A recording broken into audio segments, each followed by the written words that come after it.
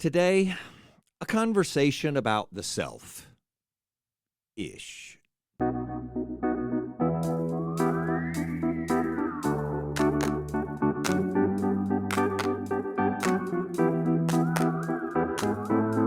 Welcome to Coffee with Creamer, where you get to sit down with our host, Dr. Barry Creamer, for a conversation about faith, life, and culture. We'll look at old ideas through a new lens, turn those culture wars on their head, and paint a picture of the way things could be. If you like your thinking deep and your coffee hot, pull up a chair. You're in the right place.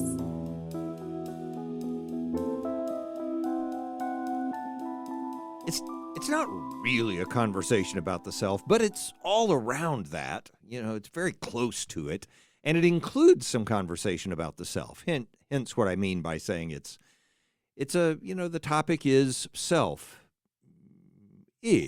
not completely. It is rooted in this.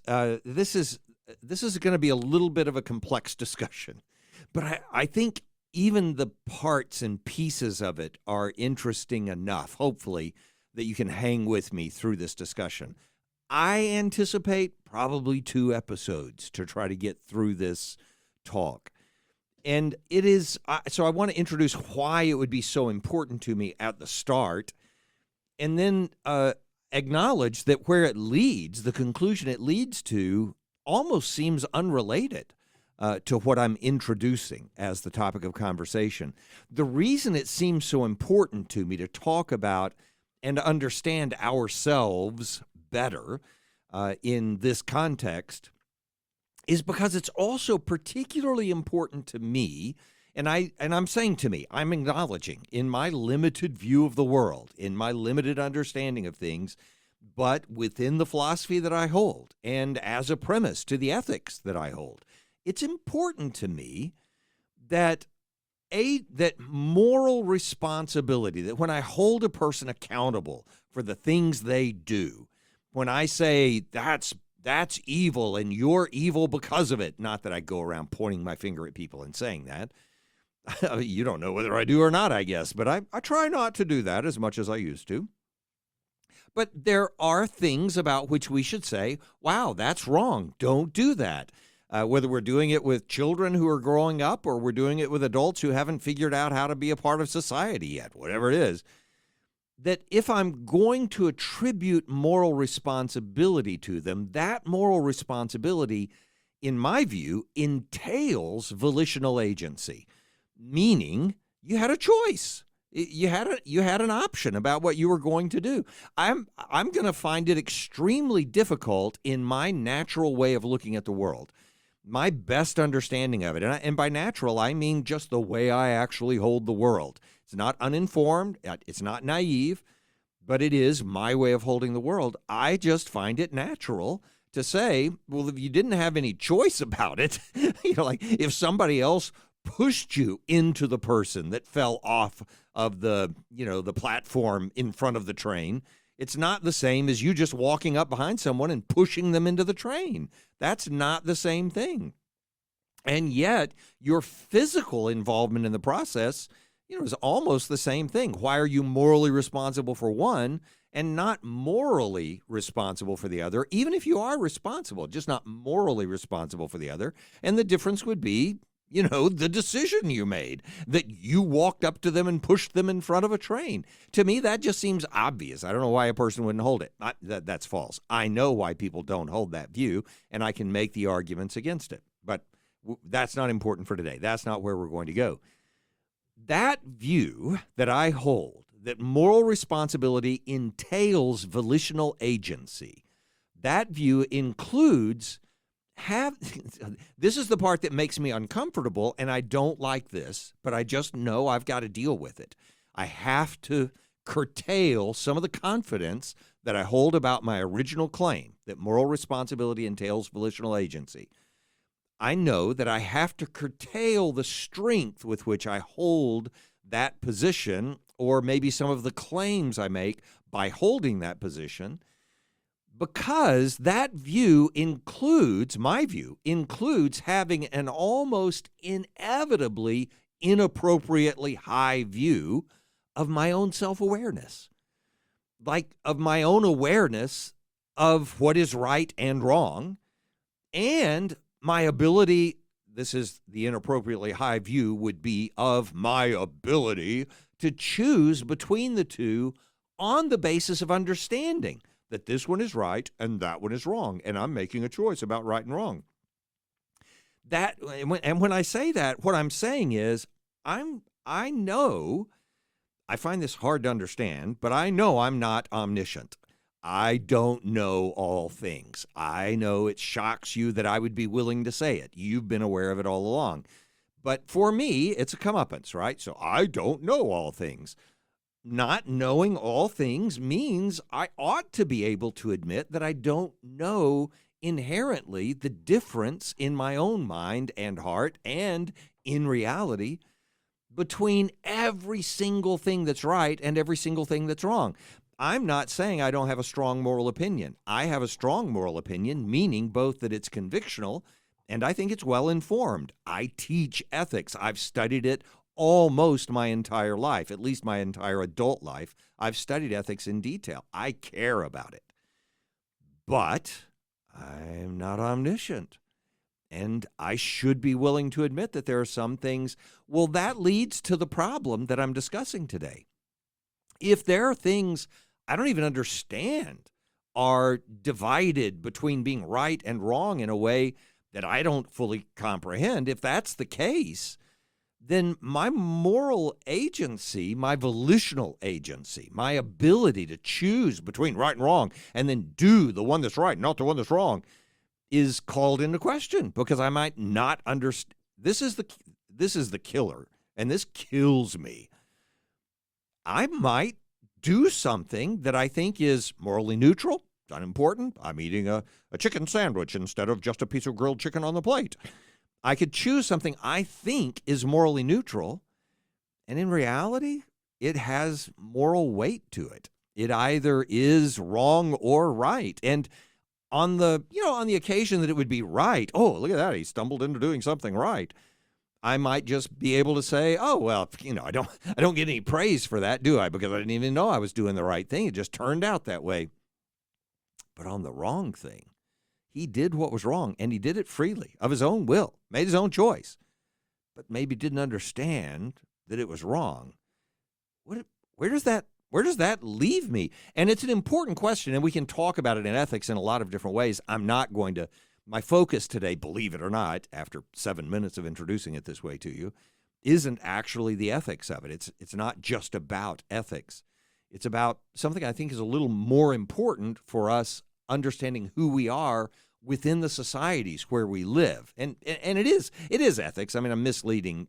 It would be misleading to say it's not ethics, but it's not as simple as the way we normally talk about ethics. So first of all, I just want to establish that's why I want to talk about this.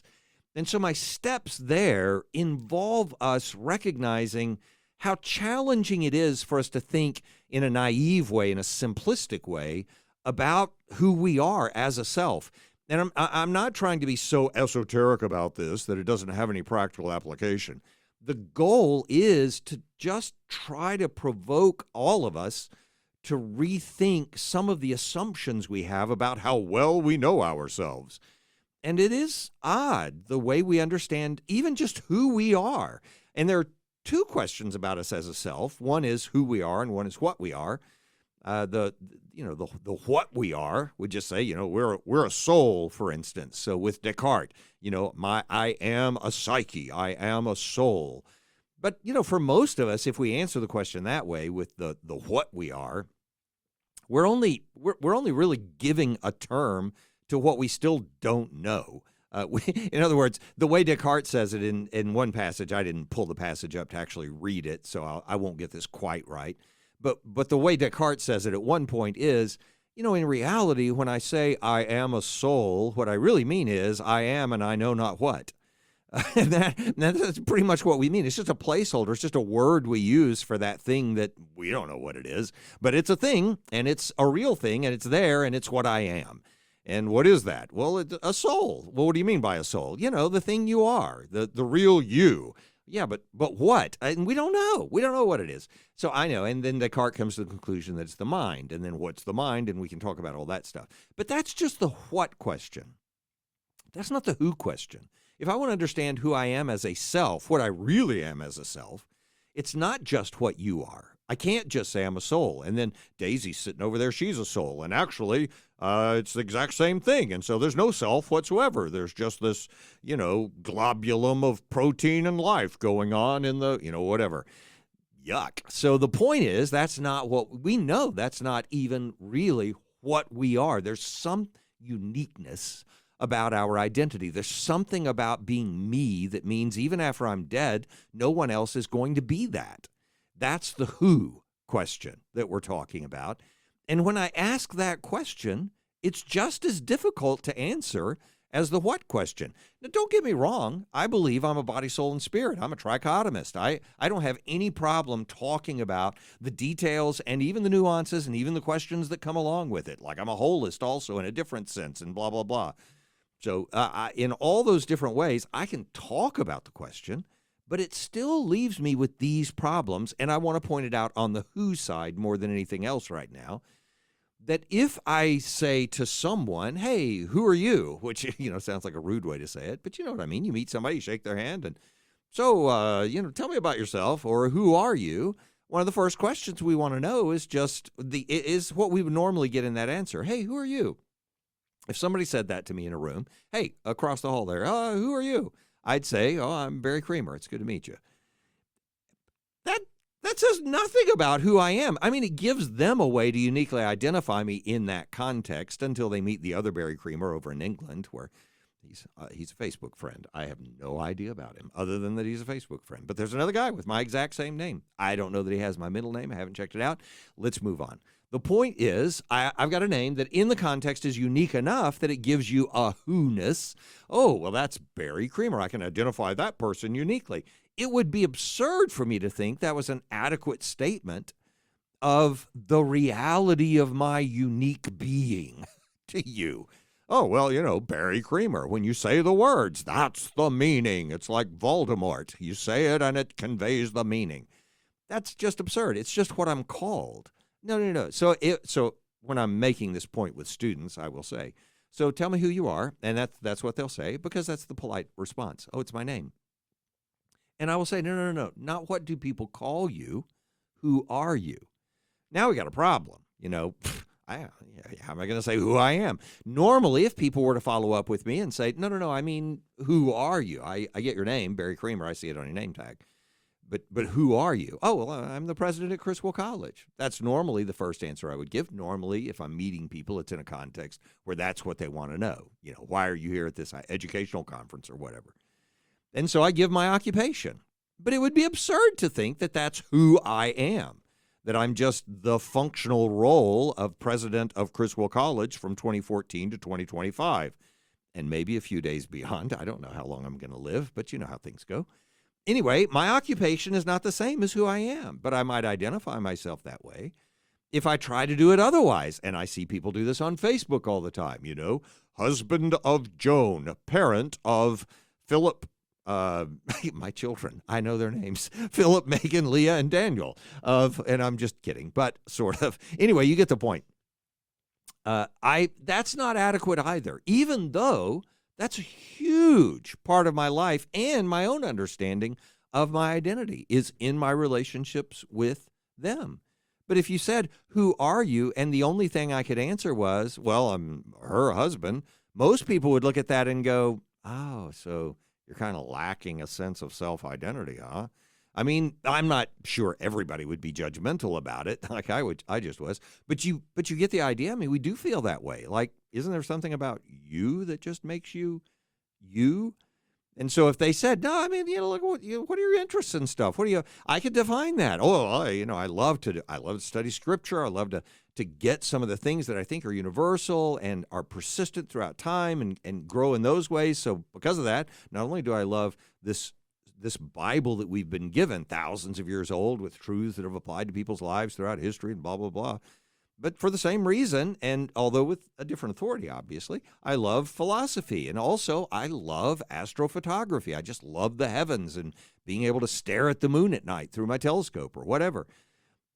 Saying all of that says a lot of stuff about what I do and a lot of the things that have formed my mind and a lot of the weird things about how my particular mind works. But they're just interests. If I tried to settle on something like a John Locke or a Thomas Hobbes and I'm answering the question of who I am, it would be, I am the sum of my memories. But my memories of what? And by the way, unless those memories, for those of you who hold that view, that you are just the sum of your memories, unless your memories are specifically of remembering things, then, the memories are about the other things that I just mentioned. You're just saying, oh, well, I am what people call me and the occupations I had and the relationships I've had and the interests. But you don't mean that. You mean this thing inside of you that's experiencing and registering and being able to recall those things. And what you mean by being able to recall those things is not recalling those things, but recalling those things. Think about that for a little while. Anyway, the point is, if I'm trying to find out who I am as a self, I am perpetually going to run into a dead end. I am inherently bound in my recognition of who I am to find it in the intersection of all of the other facets of my life and where they come together. I can't avoid that. I am the person named Barry Creamer who was the president of Criswell College from here to there and was married to Joan and had Philip, Megan, Leah, and Daniel and has interests in this and that and was, and I remember all those things from when I was 3 years old and terrified that I was walking down the hall of something like a hospital to have a bunch of work done on my teeth and, memories. Some are not the greatest. Anyway, the point is, I can try to find it that way, but I'm never going to arrive at it without having to acknowledge that part of who I am is, for instance, an American. Part of who I am is a Christian. Part of who I am is this person who relates to everyone else in this way. Part of who I am is a modern. I live in the 21st century. I live in the 20th century, but in the 21st century, if you know what I mean. All of those things are just part of what's true about me. The importance of community just can't be overstated in that. It is a part of my identity. Our identity is inherently tied to the people where we have our belonging. I'm not saying it's the same thing. I'm not saying you only exist as an ant in a colony. I'm not saying that. And I understand why it doesn't make anyone more uncomfortable than it makes me. I don't like that idea at all. I like the extreme forms of individualism that we often embrace as Americans and so on. I actually like that stuff. You know that I have a more libertarian perspective on almost everything I do. But I can't hide from the hard reality that if I try to pull things apart and examine the nitty-gritty details at the very base of it, our identity, who I am, is inherently tied to the people where I have belonging. It's just a part of who I am, or I don't know how significantly a part. I don't know where you have to carry that. And it's demonstrable, not just because I'm talking about, games you can play with people about asking who they are, and just like a 3-year-old continuing to drill down until they finally acknowledge that they don't have any idea who they are, right? It's not just playing a game like that. It's also built into the way Scripture talks about who we are. And again, the validity of the value of bringing the Scriptures into it isn't just that I believe the Scriptures as the revelation of God and the things we should know about our relationship with Him. It's also just in the fact that this book that's had such a profound influence on not just a culture, but cultures around the world throughout all of human history, all of our modern history, is saying things this way. It's worth acknowledging that, when Ruth comes back she doesn't come back, she comes for the first time to Israel, to Bethlehem, with Naomi, who is coming back to Israel, that when all of that happens, Ruth is just a Moabite woman. She is not Israelite. She's not Israeli, we would say now. She's not Jewish. She's just, she's born in a different land, raised by different people, has different customs. Everything about her is different. Herself is not Jewish. I know I didn't say that in the way we would normally say it, but I'm saying it specifically. Her, quote, self is not the same thing you would consider Jewish. And yet when she's coming back with Naomi, and Naomi sends off Orpah, and she goes back, but Ruth is clinging to Naomi. And she says, you should go back too. I mean, what do I have for you? You're not going to have anything coming back with me to Israel, to Bethlehem, where we're going to live, because it's my home, and that's where supposedly they're having crops again, and we'll see how things go. When all of that transpires, remember Ruth's famous line to Naomi is not just, no, I'm a free agent, and I'm deciding who I am, and who I am is going to be a person who comes with you. So let's just go and make our own way. That's not what she's doing. And she is making an active and radical choice about her life. She is going to leave everything behind that she has known and go with Naomi to a place she has never been and a life she has no understanding of yet. And her response to Naomi's urging her to go back and not make that radical choice. Go back, get a husband in your own land, live your own life, all that kind of stuff. Her response is not just to say, nope, I'm coming with you. Her response is to say, and it's not even just this, not just your God shall be my God. Let's say that we just take it more evangelistically like that, Naomi's like, well, only if you're going to be serious. And are you going to be serious? You're going to have to follow Yahweh now. Okay, I'll follow Yahweh. She does choose to follow Yahweh. But that's not the statement. Her statement is, your people shall be my people. When she says, nope, wherever you go, that's where I'm going. All of this, Ruth is saying to Naomi, her statement is culminates in this. Your people shall be my people, and your God shall be my God. Now, I know the difference can be explained easily here. And what I mean by that is the difference between an individual just making a choice to go live a life in a certain place and a person acknowledging that what they're actually doing is adopting a new identity because they're adopting a new community. That's what Ruth is doing. Your people shall be my people, and your God shall be my God. I know that when she's saying that, she's doing it in an environment where everybody understood that their identity was in the community. Nobody in their day had a concept of individualism. They know what an individual is. That's not the same meaning. They're not thinking in terms of individual liberties. We're going to go make our own way and choose our own career. That's not how they lived their lives. They lived their lives in communal obligation with each other. And the ideas of personal liberty and individualism, I mean, we've talked about this in many episodes. Hopefully you understand it already. But the idea of personal liberties and individual rights and all that kind of stuff, that doesn't come until the Enlightenment. It's a completely different world to talk about. She doesn't even have that. I know she doesn't have that option. That doesn't change the fact that we live in a modern world where we have the concepts of individualism and personal rights and liberties and all of that kind of stuff, and it's sort of the foundation of our society, doesn't change the fact that we're still human beings who in our nature can only find at least a part, I don't know how much, but at least a part of our identity in our community. It's just built into who we are as human beings. When I argue so much to reignite discussions about community and community values, community ethics, and communal existence and so on, when I'm trying to say to people, that's just part of who we are as human beings, very often people think I'm defending it as the right way to be. I'm not defending it as the right way to be. It's a terrible way to be sometimes, just like individualism has some terrible consequences to it.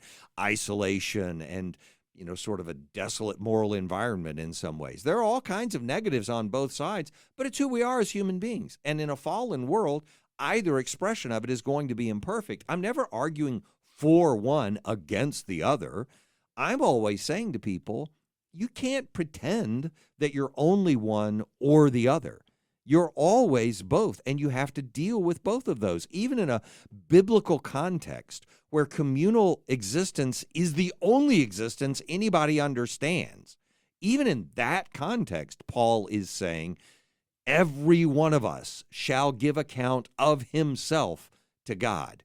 There's no doubt individualism, not just being individuals, individualism is a part of our existence that we have to learn to deal with over time, which is why by the time we get to the Enlightenment, we learn how to talk about that and to start thinking about our whole society with that reality in place. But none of that, none of our value for individualism erases the reality of our communalism. We still exist as communal beings. Look, think of it in these terms, in Christianity, in the way we think of ourselves as Christians. And I'm not trying to presume that every single person that listens to this claims to be a Christian or has to be a Christian, but that's who I'm usually speaking to. I'm a person that's coming from that historical connection, and that's my background. And that that background, that Christian background, informs a tremendous amount of the values that we hold as a culture, good, bad, or indifferent. It's just the reality that it undergirds a lot of the things that we do as a society. And in Christianity, in the way the New Testament talks about it, this is true beyond the New Testament, but I'll just take the New Testament example. Jews and Gentiles aren't just a bunch of individuals, the concept, the term that's used, Jews and Gentiles, Jews and non-Jews. Those aren't just individuals who happen to be in the same place at the same time in eternity, because, in the New Testament, a major theme is Jews and Gentiles are brought together in Christ. But it's not just, they happen to be Jewish in Christ, and they happen to be Gentile in Christ, and what a coincidence, we're in the same place at the same time, and we're there for eternity, and I guess we better get along with each other. That's not how it's talked about at all. Jews and Gentiles are these different communities entirely. They are part of the same building, joined to each other just as much as they are joined to Christ. In the language that's used at the end of Ephesians 2, the very end of the chapter in Ephesians 2, it says it this way: so then you are no longer strangers and aliens, but you're fellow citizens with the saints and members of the household of God. Fellow citizens with the saints and members of the household of God, built on the foundation of the apostles and the prophets, Christ Jesus himself being the cornerstone, in whom the whole structure being joined together grows into a holy temple in the Lord. In him you also are being built together into a dwelling place for God by the Holy Spirit, by the Spirit. And the point there isn't, well, you were a bunch of individuals and now you are built together as one community. That point would be a nice point to make for a bunch of individualists in the way we think about ourselves. But the point here is, you were part of one community before and you were part of a different community before, but now your communities are being knit together. There's no world in which the description of our eternal state or our relationship with other people isn't our identity being defined by that community. There's no option for that in the way the New Testament presents our Christianity to us. Okay, so with all that said, here we are, a bunch of individualists, a bunch of people, and I am a bunch of individualists who look at ourselves and say, well, I'm making my own moral choices here, and yet with this little scratch in the back of our minds that's saying, I don't really understand exactly who I am purely individualistically because I can't answer all those questions about it, but I'm still an individual and I've still got my own choices to make, and if I'm going to be morally accountable for something, I'd better have a right to make a decision about whether I'm going to do it or not. If you're going to point your finger at me in eternity and say, you were evil for doing this, then it seems like I should have some culpability built on a choice that I made about it, right? I know that, and then I've got that other thing, that just pops up and goes, well, I don't know. In Adam's fall, we sinned all. Something's going on there. I mean, everybody's a sinner, right? So it's not like I was a 2-year-old making informed intellectual moral choices about whether I was going to spit out my food or throw it or something. I'm just, 2 years old. What's going on with it? I get the questions that go with that. Those are scratching in the back of my mind and going, there's some moral accountability here that doesn't quite fit this individualistic way of thinking, but I'm sticking with it. I'm sticking with it. And I do, by the way. I believe in moral agency and volitional agency being tied together in some significant ways. That said, I've still got that problem scratching around in the back of my head, right? So here's the moral conundrum for individualism that invites the gravity of the conversation I want to have over the rest of this episode and the next. Even if we disagree with someone else's actions, as an individualist, I'm acknowledging this. Liberty is important. That's what this statement is about.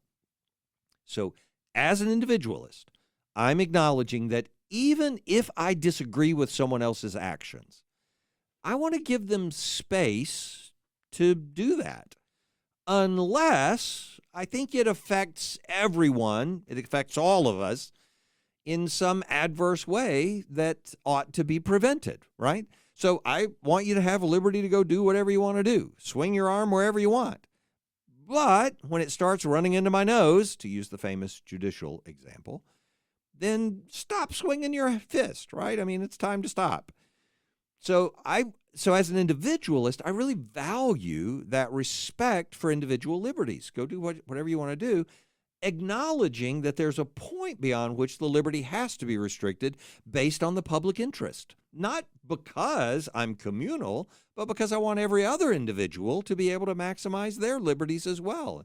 That's hard to do when everybody's got a broken nose, right? But I need more than just, I don't like you doing that, so I'm going to stop you.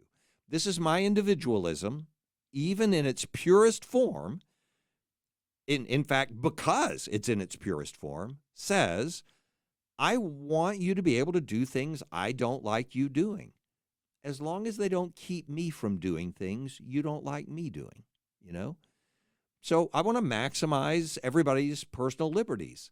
So if I do want to use public policy, because we live together in a society, we make political decisions about how we're going to use force or the rule of law to stop people from doing things we don't want them to do, or to make them do things they don't want to do. I don't want to use that to just express my personal opinion about things, Everyone should wear purple. So from now on, everyone wears purple. Well, on Thursdays, they wear purple. But on Mondays, we'll go with maroon, and you need to know the difference. We're going to have to nuance the difference there. That would be absurd. We recognize that. So my individualism likes the idea. Let's give people a lot of personal freedom. But here's the trick. What we tolerate and condemn in terms of public policy, what we're willing to tolerate in our society, well, I don't mind if, everybody else is participating in this vice that people think is, probably harmful to the self. But, it's not that harmful. So if everybody wants to drink coffee all day, that's fine. I'm using an innocuous example. No, not very many people care whether somebody's drinking coffee or not. Who cares about caffeine, right? So I know certain religious branches, they care very deeply about it, and it matters to you, whatever. I'm just trying to choose something fairly innocuous. So here's, coffee. We don't make a public policy about that. We tolerate that with everybody's behavior. We tolerate whether a person's going to drink alcohol or not. We tolerate whether a person's going to watch certain R-rated movies, for instance, or not. We leave it up to them to decide. And then in other cases, we go, no, we're not going to let people under 17 years old in here unless they've got an adult with them. We're not going to let them see this kind of movie, right? I don't even know how strictly we adhere to any of that anymore. But when I was a kid, that was a big deal. What we tolerate and condemn in terms of a society and enforce with public policy, what we tolerate and condemn is very largely defined by what I have more increasingly heard referred to as the Overton Window, which is, it comes from this conservative kind of think tank group. Well, it's not just a think tank. I think they're a legal action kind of group, but it's a libertarian-leaning center, the Mackinac Center. So the Overton Window, it's a political term, and it just means politicians sort of understand what they can and can't adopt as their view on a policy on the basis of what society would or wouldn't tolerate. as a normative view. This view is acceptable. That view is not acceptable. So right now, our Overton window in America is expanding pretty broadly, for what we find politically acceptable or not acceptable, and yet it still has boundaries. There are certain things you just can't get away with in our society. We've experienced that in politics in Texas, as wildly conservative as Texas politicians are. And I mean that when I say it. I mean, everybody can look at it from a pretty objective viewpoint and go, we have gone pretty radically conservative in Texas, right? As wildly conservative as we are, when a politician jumps out, and I'm not even going to name the politician. I'm not trying to jump on. I'm not trying to pile on, and I'm not trying to support.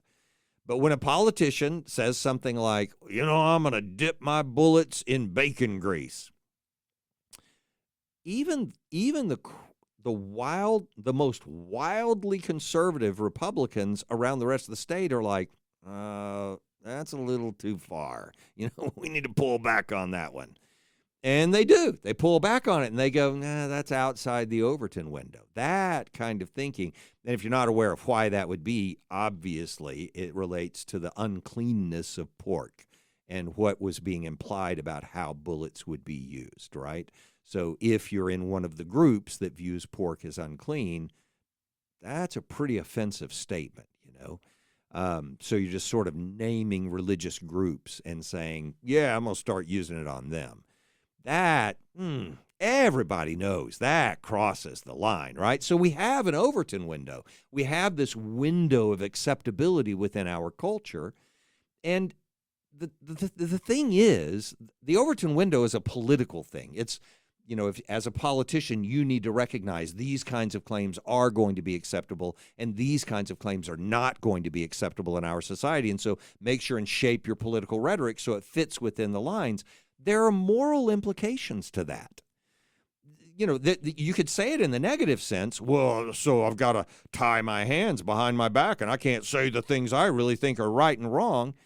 There's a negative way to say it like that, but there's also an affirmative way to say it. Like, you're a little outside the lines that everybody realizes ought to bind us as a community for what we're committed to, meaning you need to straighten up and fly right. Everybody in our society knows that is wrong. Figure out you can't say that if you want to be able to talk about things in our whole culture. But it also has moral implications in the more public policy-based sense, meaning these are the things we've agreed together on as a community are so important that we're okay with our public policy enforcing it.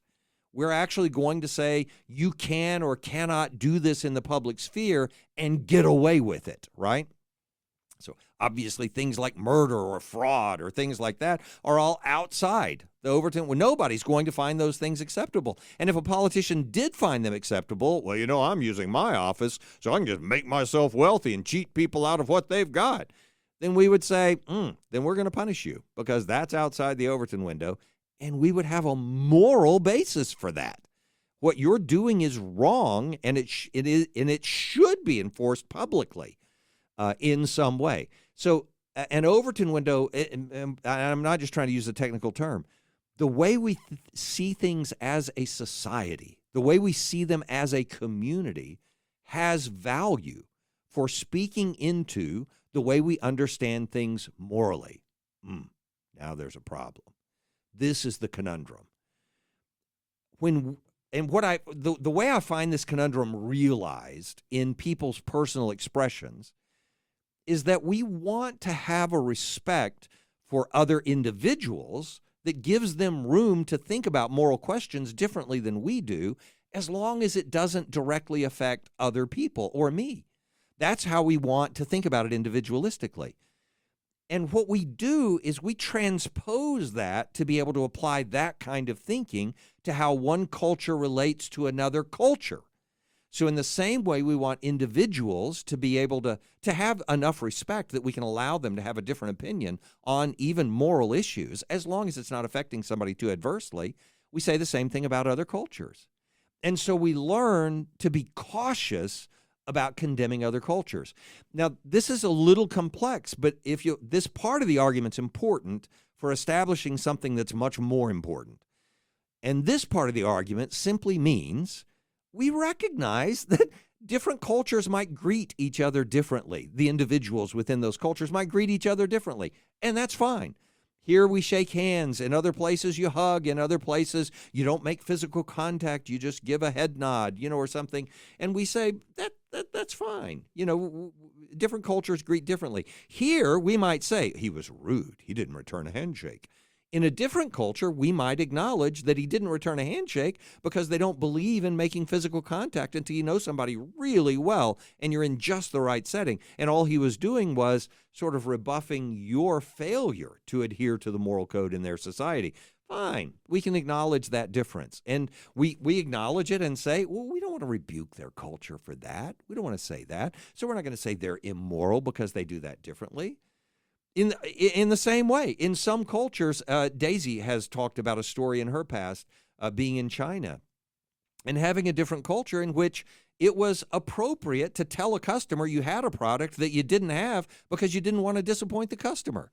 Not because you were lying. It's not valuing lying. It's saying I care so much about the customer, I don't want to disappoint them by saying we don't have the product. Now, we don't have the product, and I'm not going to be able to get it to them, but I'm sure not going to tell them that because I want to provide good customer service.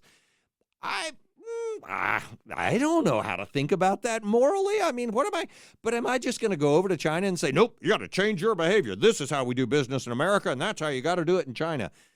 I'm not sure I'm not sure that's the way to approach that question. And as I go down this list, you'll realize that I'm getting closer and closer to things where we would say, I don't care what their culture thinks. That's still wrong. So, for instance, there are plenty of cultures where the way you do business is to bribe the officials. That's how you do business. It's part of the advantage. Graft is just part of the advantage to having an official position. And some of our, we have plenty of that in America, but not at the level you have it in some other cultures where it's actually the acceptable way to do bureaucracy in those cultures. Or subjugating women in certain ways. Like, we're not going to allow our women to drive. You can't get an education as a woman. We're not going to allow you to learn to read. You can't have you don't even have the prerogative to leave your home unless your husband is present with you. Without his permission and his presence, you cannot leave your home. Now, if I look at a different culture and I realize that if I grew up in that culture, I understand I might say to myself, even a woman might say in that culture, well, that's how we want it. We're safer in that way. And we trust our husbands and we love them. And that's what it means to be submissive to your husband. I understand that women could make that argument in that culture and everyone in that culture might agree with it. I'm still going to stand over here and I'm going to look at it and I'm going to say, maybe I can't go in with guns and make them do things differently. But I think if I talk to anyone from that culture, I'm going to say, what you're doing isn't right. The lack of respect that you have for women in your society, it should change. Should it be the way America is? No, it doesn't have to be that. But I think you should think differently about the other human beings that are in your society. And if you go beyond that to something like honor killings, our daughter has embarrassed us and so we're going to put her to death, or bride burning, we didn't get a sufficient dowry from the other family and so this woman has to die, or obviously the end of the discussion, genocide. Well, in our culture, we've decided this people group shouldn't exist anymore. That's our cultural decision. I'm not going to look at that and say, well, their culture is different than ours, so I guess it's okay. The whole understanding of the UN Declaration on Genocide says that's not how we're going to think about this. There is an absolute. There is something that we can acknowledge is right or wrong that I may not have perfect access to. I'm not putting this objectively and separating myself from me. I'm saying I, as a human being, may not have perfect access to it because my understanding of what's right and wrong is also very significantly formed by the community that I've been a part of since I was 0 years old. That's part of who I am. You can see how this is going to lead to some confusion in the decisions we're trying to make. And so we have some I think legitimate discomfort with the idea that we could carry guilt because of our community and not because of our personal decisions. I think there's good cause for backing up and going, wait a minute, don't declare me guilty because of what my community does. That's a fair objection. I believe in individual personal agency and the importance of personal responsibility being tied to volitional agency. I believe in that. So I understand why we have this question. But I'm going to need to figure out some way, and this is what we'll start in the next episode. There has to be some way for us to make sense of obviously contemptible behavior which remains permanently below the threshold of an individual's conscience, that volitional moral mechanism that we have built into us that says right or wrong.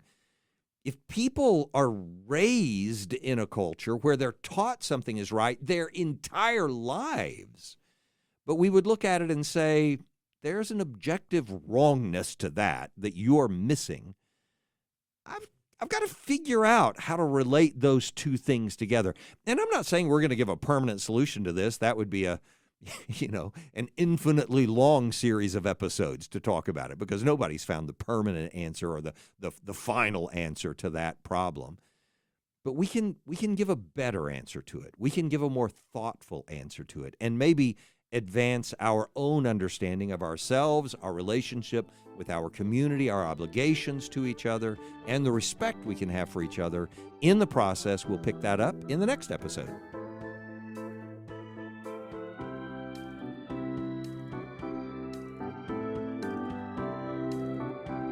Thanks for joining us for Coffee with Creamer. Your cup of coffee may be finished, but we are not. Come back next week for a refill as we sit down to examine a new set of ideas and cultural issues.